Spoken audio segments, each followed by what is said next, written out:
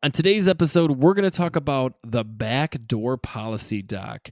How nursing homes, hospitals, they kind of make us funeral professionals always go through the back door and hide from everybody else. It's one way to look at the Grim Reaper, right? Keep them in the back. Thieving in the night. Thieves in the night. Listen in.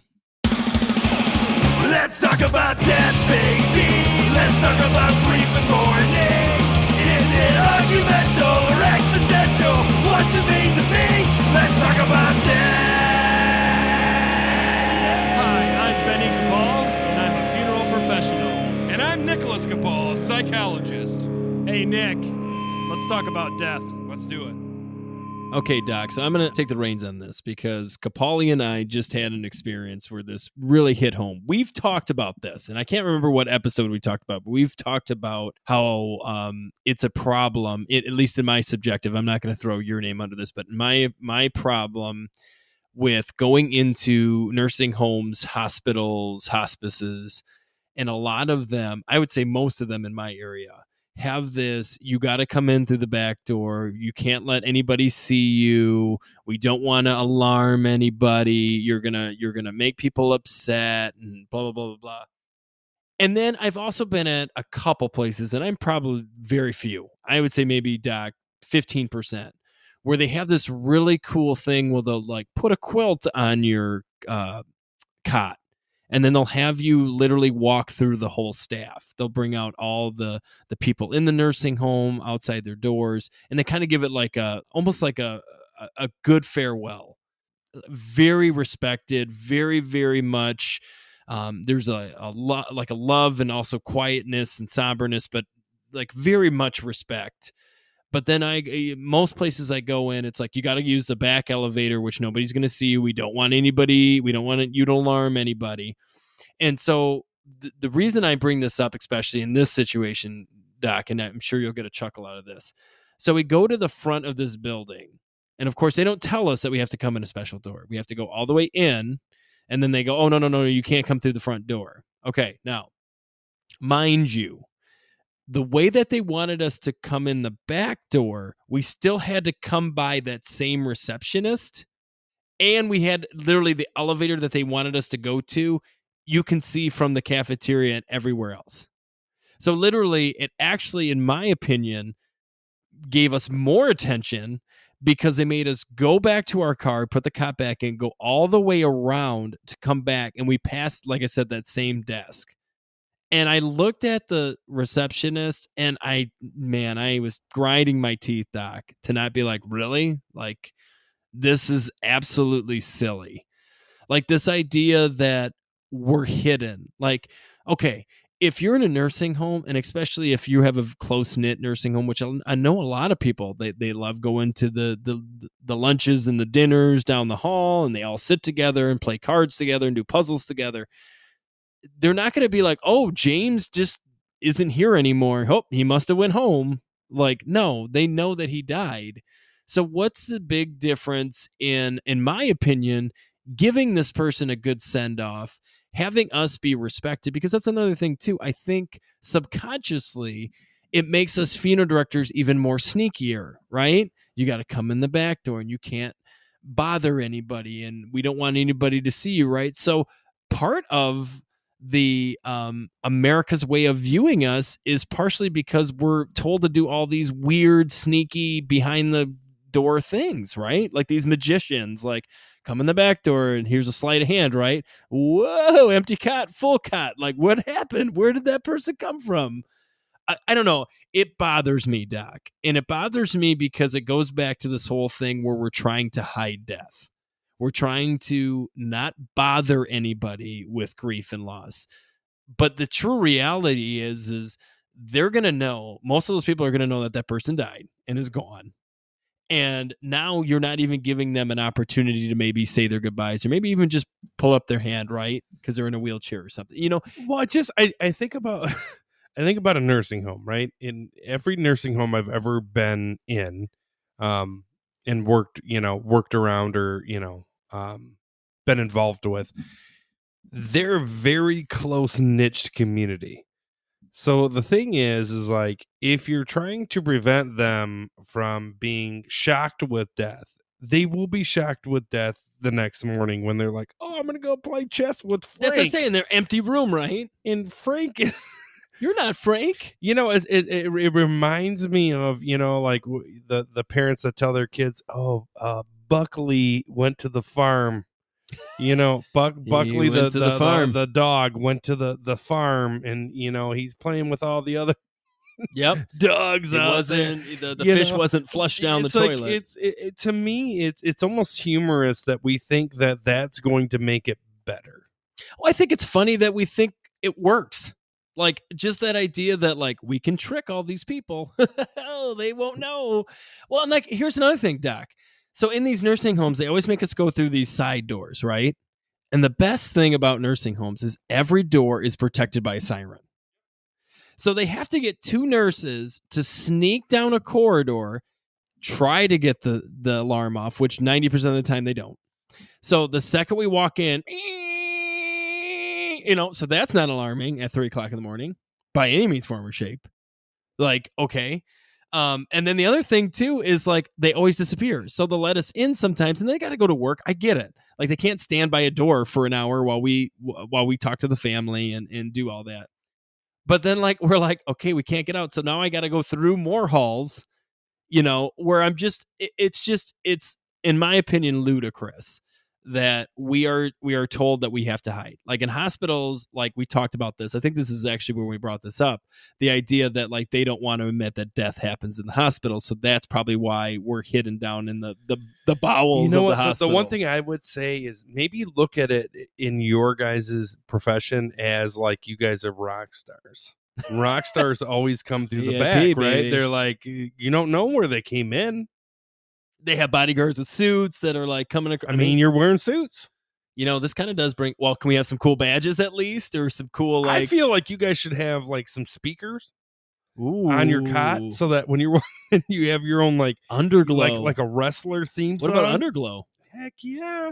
Why Why not? Man, I think you would love that, Doc. If the cot that picked you up. I feel like you guys should have like knocking on heaven's door or something like that. Okay, you know what? Let me try to flip this lens. I'm sorry, Doc. That was a little bit too humorous. Doc. Let me flip this lens. Help me out a little bit here. In your profession, professional experience to try to figure out where they're coming from, is it based on it's just causing the patients too much grief? Now, I can understand dementia patients, and I can understand patients that would confuse them, right, or scare them. I can at least understand. I'm gonna go back to when we were going through COVID, and you guys were literally pinned with when it came to getting the shot. You guys were in sanitation, right? They said we were the same as sanitation. Right? So workers. Think about that, right? But wait a minute. You know what? I'm going to answer this question. I think this is the best way to answer it. I think the medical field in general are not there to accept death. They're trained. They're trained to keep you alive. Okay, but they're not fooling anybody. Well, they're definitely not fooling. They're definitely not fooling us. But I do think that there is a lot of patients and people that don't deal with death well. Okay, so can I put this out? In a sense, are they protecting them? Now, let me put this out to the listener. Let me put this out to the listener real quick.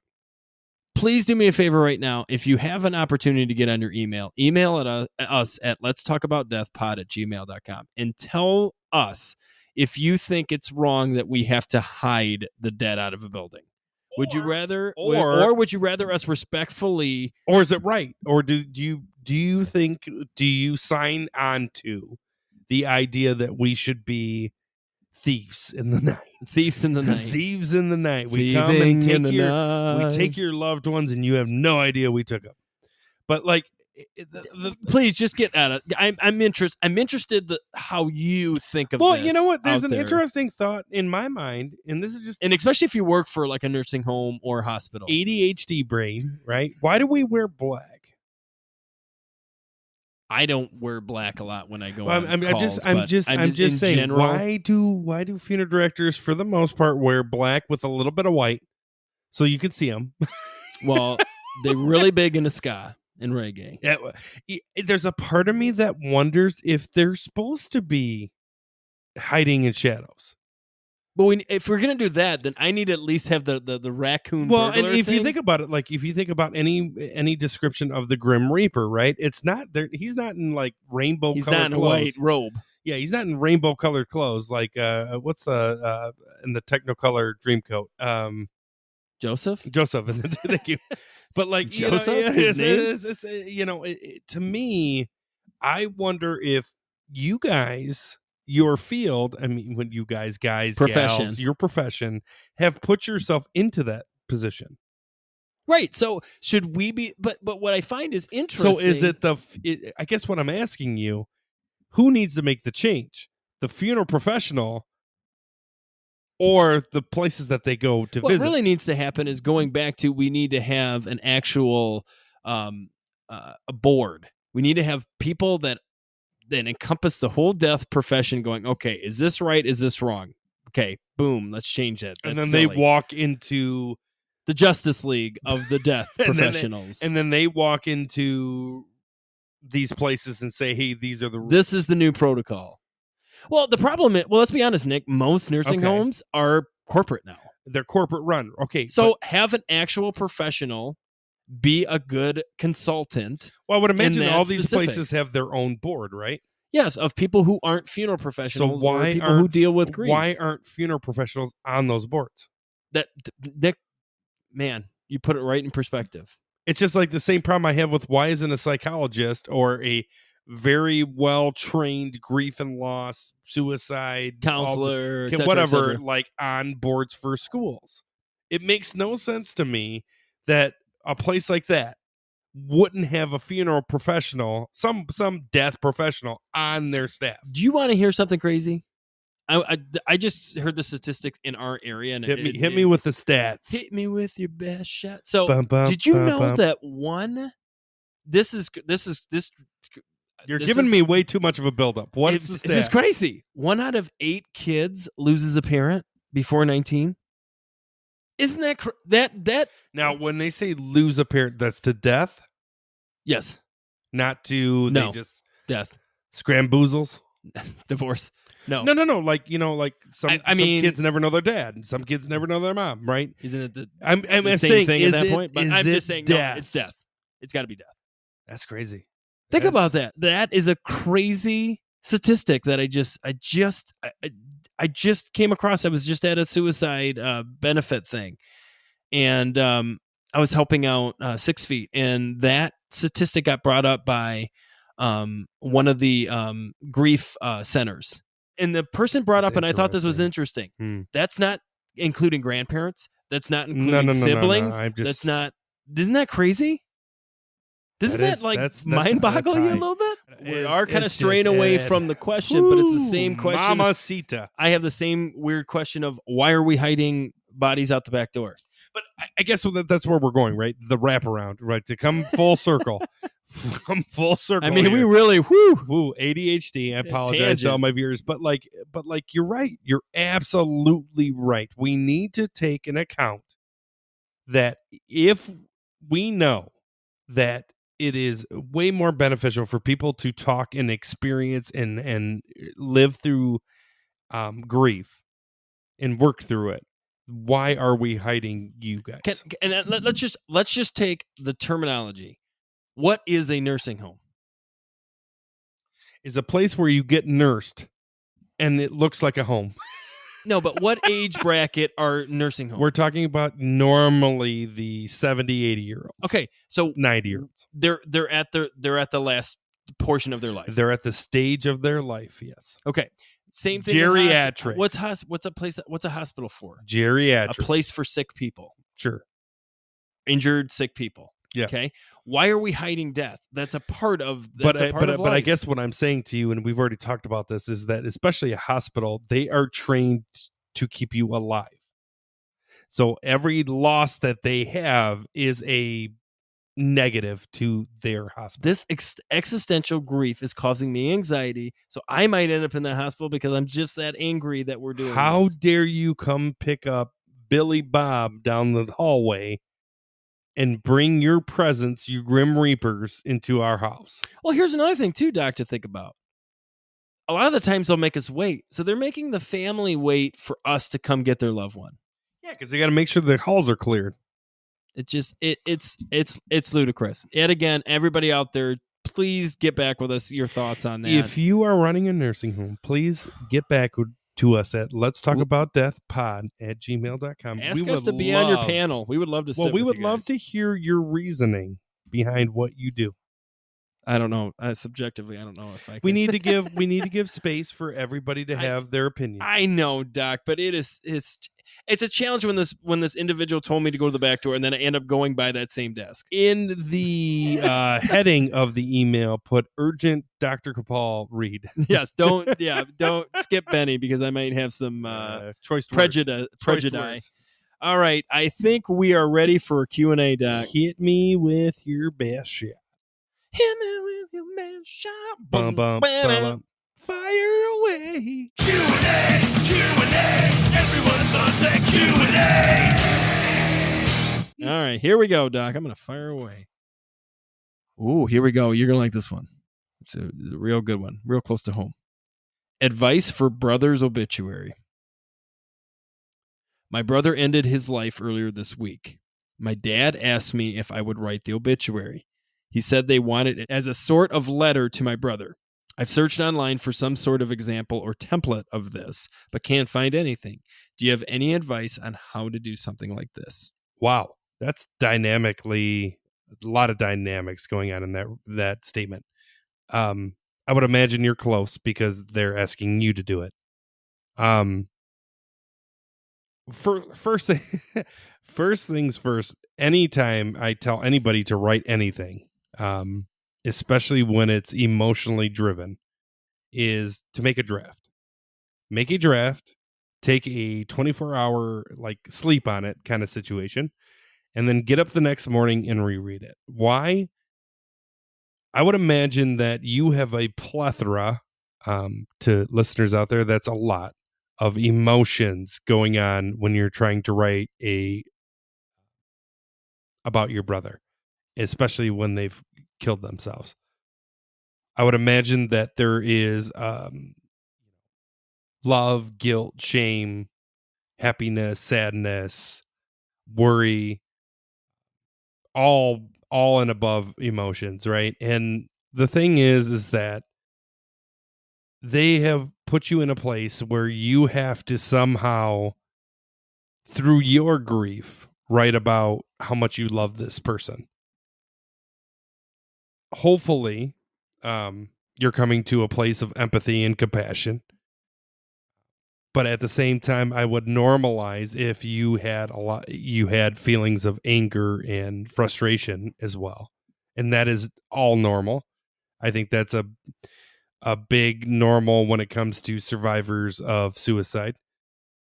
I think the biggest thing I would tell is talk truth.